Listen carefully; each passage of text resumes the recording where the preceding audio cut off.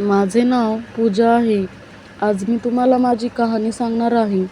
आतापर्यंत मी एक आनंदी मुलगी होते. माझे ग्रॅज्युएशन पूर्ण झाले आणि मला अभिषेकचे प्रपोजल आले. मुलगा चांगला शिकलेला होता, डिसेंट होता. त्याचा घरचा बिझनेस होता. घरात पैशांची काहीही कमतरता नव्हती. नकार देण्याचा प्रश्नच नव्हता. लवकरच माझे अभिषेकशी मोठ्या थाटामाटात लग्न झाले. लग्न छान मोठ्या घरात झाल्यामुळे मी आणि माझे आईबाबा फार खुश होतो. मी स्वतःला खूप भाग्यवान समजत होते.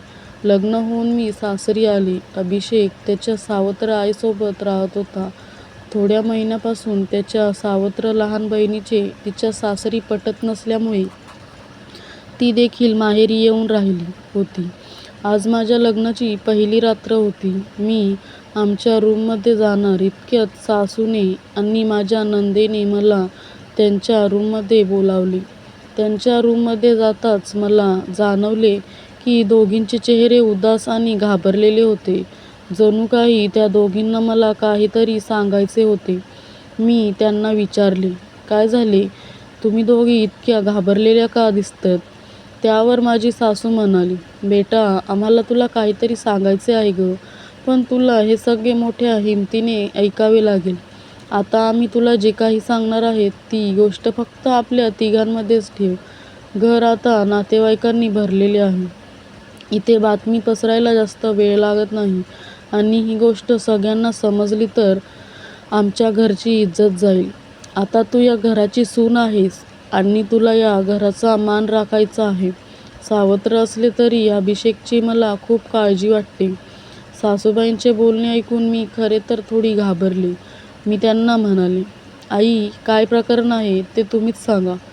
सासू म्हणाल्या, "मुली, माझा मुलगा हा पुरुष नाहीये." हे ऐकून मला धक्काच बसला. मी म्हणाले, "आई, का बोलताय तुम्ही हे? आणि मला तुम्ही आता का सांगताय हे?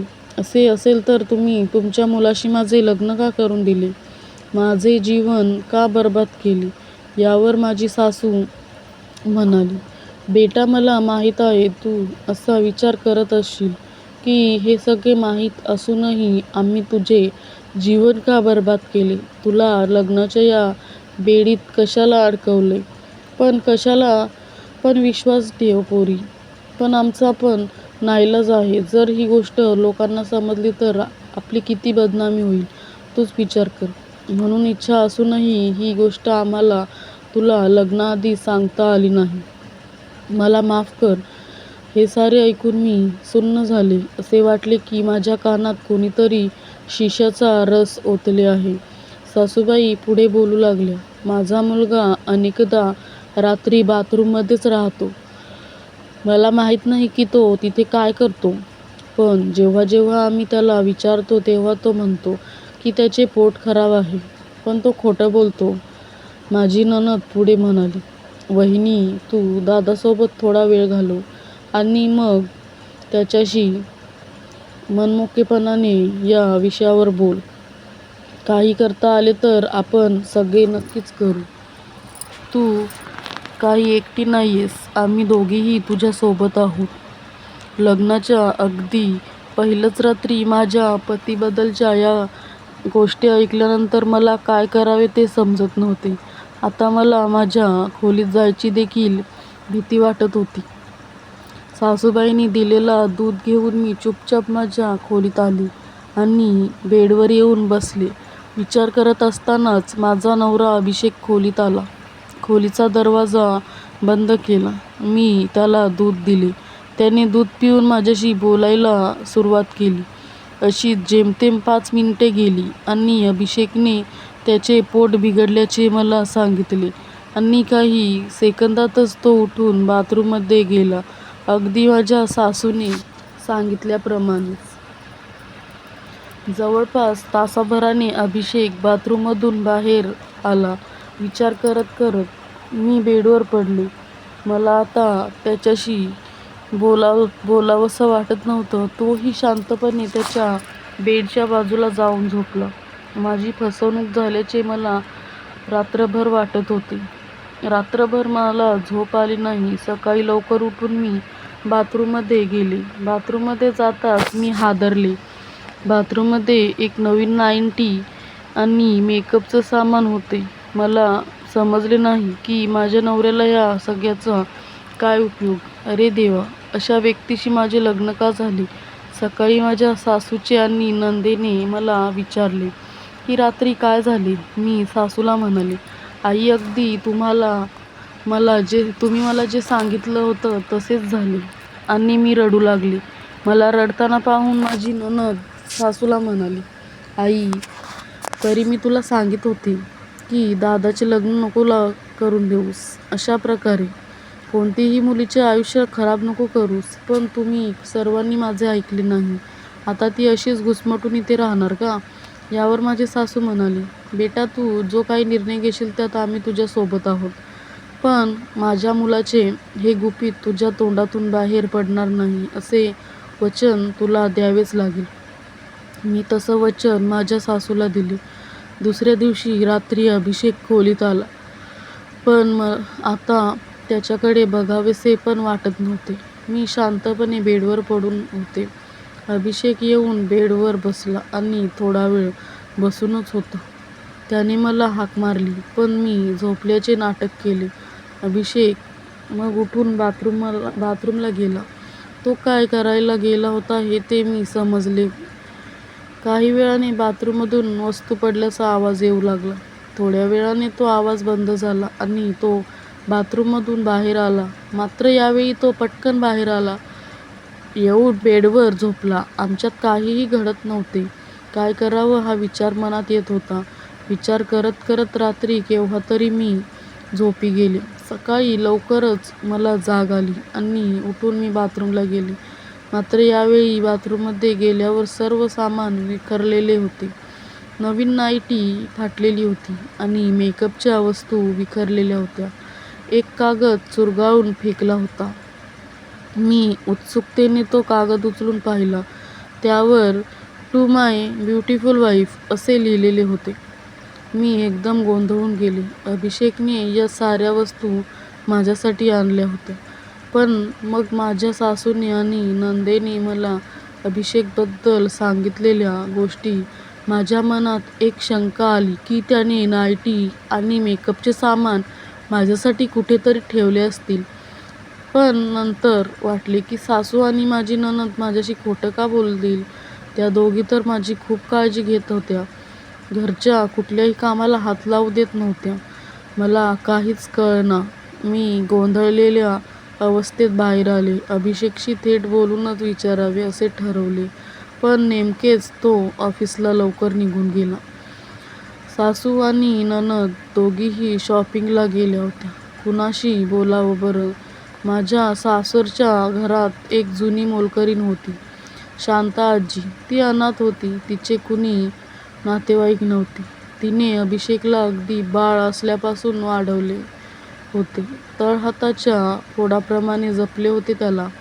आता वयोमानाने तिच्याकडून काम होत नव्हते. पण अभिषेकने तिला तिच्या गावी परत न पाठवता तो तिला सांभाळत होता. मी तिच्याशी बोलायचे ठरवले. मी तिच्या खोलीत गेले. ती देवपूजा करत होती. मी तिला विचारले, शांताजी, अभिषेक स्वभावाने कसा आहे ग? ती म्हणाली, खूप सरळ आहे ग तो. त्याला सगळेच चांगले वाटतात. पण तुझ्या सासूपासून आणि नंदेपासून तू सावध राहा बरं का. शांताजीच्या अशा सरळ सरळ बोलण्याने मी हडबडूनच गेले. असे का बोलता आहेत तुम्ही आजी? मी गोंधळून विचारले. शांताजी म्हणाली, अगं, तुझी सासू आणि नणद या दोघीही फार लालची आहेत. अभिषेकच्या प्रॉपर्टीवर दोघींचाही डोळा आहे. तुझ्याशी लग्न व्हावे असे या दोघींच्याही मनात नव्हते. अभिषेकने तिच्या भावाच्या मुलीशी लग्न करावे अशी तुझ्या सासूची फार इच्छा होती. पण ती मुलगी अजिबात चांगली मुलगी नाहीये. म्हणून अभिषेकने तिच्याशी लग्न करायला सरळ सरळ नकार दिला. ह्याचा राग मनात ठेवलाय तिने. तुझी नणद देखील तिच्या सासरच्या लोकांशी भांडून इथं येऊन राहिली आहे. घरी परत जायचे नाव घेत नाही. तुला काही त्या दोघी या घरात सुखाने संसार करू देणार नाही. तू अभिषेकला सोडून या घरातून दूर जावे यासाठी त्या दोघीही प्रयत्न करत असतील. तू सावध राहा. आता मला या दोघींचा डाव लक्षात आला. मी उठून सासूच्या खोलीत गेले. त्या दोघी अद्याप शॉपिंगवरून परत आल्या नव्हत्या, पण सासूच्या बेड शेजारीच्या साईड टेबलवर मला जुलाबाची बाटली दिसली आणि झालेला सगळा प्रकार माझ्या लक्षात आला. माझ्या सासूनेच दुधातून अभिषेकला जुलाबाची औषध दिले आणि त्याचे पोट बिघडले म्हणून तो रात्रभर बाथरूममध्ये जात येत होता आणि मी नाईटी आणि मेकअपचे सामान त्याने माझ्यासाठी आणले होते, जे त्याच्यावरच्या संशयापायी मी पाहिले पण नाही. बिचारा अभिषेक, त्याची काय चूक नाही. आता बस झालं. माझ्या ह्या भोळ्या नवऱ्याला मी त्या दोघींच्या षड्यंत्राला बळी पडू देणार नाही. या प्रकरणाचा सोक्षमोक्ष मी लावूनच राहीन. मी दिवसभर अभिषेक घरी येण्याची वाट पाहिली. रात्री उशिरा तो घरी आला. जेवण आटोपल्यावर आम्ही दोघेही रूममध्ये गेलो. 2 दिवस मी बिचाऱ्याशी नीट बोललेही नव्हते. त्याचा चेहरा उदास होता, पण आज पहिल्यांदाच मी त्याच्याशी बोलणार होतो. तो येताच मी म्हणाले, अभि, मला तुझ्याशी बोलायचे आहे. तो जरा घाबरला. काय झाले पूजा? तुला या घरात काही त्रास होतोय का? नाही रे, तसं नाही, मी म्हणाले. आणि मग झाला सगळा प्रकार मी अभिषेकला एका दमात सांगून टाकला. अभिषेक अवाक होऊन माझ्याकडे बघतच राहिला. तो मला म्हणाला, अगं, ती नाईटी आणि मेकअपचे सामान मी तुझ्यासाठीच आणून ठेवले होते. बाथरूममध्ये ठेवले होते. मी तुला अशा प्रकारे गिफ्ट द्यावे अशी माझ्या बहिणीचीच आयडिया होती. आपल्यात गैरसमज होऊन वेगळे व्हावे असा डाव त्या दोघींनी रचला होता. आयडिया आईला आणि माझ्या छोट्या बहिणीला माझ्याबद्दल फारशी माया कधीच नव्हती, पण त्या दोघी माझा संसार उद्ध्वस्त करण्यासाठी ह्या थराला जातील याची मला कल्पना नव्हती. आता काय करायचे? त्यांनी काळजीने मला विचारले. आता जे काही करायचे असेल ते मी करेन. तू चिंता करू नकोस. यस, छोट्या मालकीणबाई, अभिषेक खुशीत येत म्हणाला आणि त्याने मला त्याच्या बाहुपाशात खेचून घेतले. आणि त्या रात्री खऱ्या अर्थाने आमची मधुचंद्राची पहिली रात्र साजरी झाली. दुसऱ्या दिवशी मी सकाळी किचनमध्ये काम करता करता खुशीत गाणे गुणगुणत होते. मला खुश बघून माझी सासू आणि नणद थोड्या गडबडल्याच, पण तसे न दाखवता माझी सासू म्हणाली, काय झाले पूजा, आज खुश दिसतेस? काय निर्णय घेतलास मग तू? माहेरी परत जाणार आहेस का? माहेरी? आणि मी का माहेरी जाऊ? पण नणदबाई मात्र जाणार आहेत त्यांच्या सासरी. हे ताईचे दुपारच्या ट्रेनचे तिकीट, त्यांच्या घरी परत जायचे. मी माझ्या सासूला म्हणाले. हे ऐकून माझ्या नंदेचा पारा चढला. ती रागाने बोलली, मी नाही जाणार. तू कोण आलीस मला माझ्या सासरी परत पाठवणारी? मी घरची मालकीणबाई आणि मी ठरवणार या घरात कोण राहणार आणि कोण नाही ते. मीही तितक्याच खंबीरपणे तिला उत्तर दिले. तू कुणाशी बोलते आहेस याचं भान आहे का तुला? अभिषेक, तुझी बायको बघ काय बोलते आहे. माझी सासू गरजली. अभिषेक म्हणाला, बरोबर बोलते आहे ती. छोटीला तिच्या घरी परत जायलाच हवे. आणि आई, तुला पण इथे राहायचं असेल तर आमच्या संसारात विष कालवायचा प्रयत्न करू नकोस, नाहीतर तुला देखील गावी पाठवून देईन. आता आम्हाला सगळे माहीत पडले आहे. हे ऐकून माझी सासू गडबडलीच. घाबरून ती बोलली, बेटा मला माफ कर. संपत्तीच्या मोहापायी हे मी सगळं केलं. परत अशी चूक होणार नाही. मला एक संधी देऊन बघ. पुन्हा असला प्रकार होणार नाही. मी आजच छोटीला तिच्या घरी पाठवून देते. हे ऐकताच छोटी रागारागाने पाय आपटत तिच्या खोलीत पॅकिंग करण्यासाठी निघून गेली. मी अभिषेकला म्हणाले, ठीक आहे, आता आपण हे प्रकरण इथेच संपवू. या दोघींना माफ करू आणि पुन्हा नव्याने सुरुवात करू.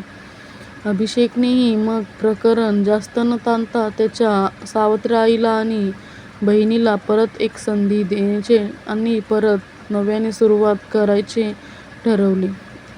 झाला सगळा प्रकार. शांता आजी कोपऱ्यात बसून खुदूखुदू हसत बघत होती. तर मित्रांनो, तुम्हाला ही कथा कशी वाटली ते कमेंट बॉक्समध्ये नक्की कळवा आणि अशाच कथा ऐकण्यासाठी माझ्या चॅनलला सबस्क्राईब करा. धन्यवाद.